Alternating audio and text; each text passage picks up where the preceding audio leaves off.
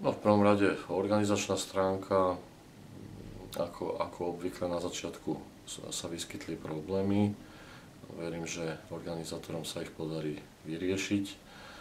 My sme rádi, že máme na olympiáde bohatú účasť. Okrem dvoch družstiev, mužského a ženského, máme aj jedného rozhodcu, máme reprezentantku v tíme handicapovaných športovcov a od dnes začína aj olympiáda do 16 rokov, kde máme tiež dve družstva.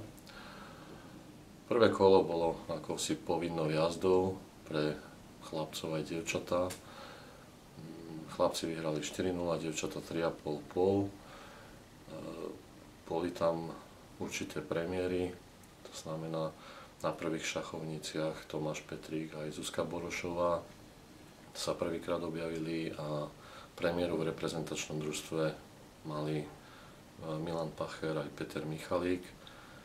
Tiež Marian Jurčík vyhral prvýkrát za Slovensko, takže všetci sme sa tešili, ale tie ťažké zápasy nás ešte len čakajú.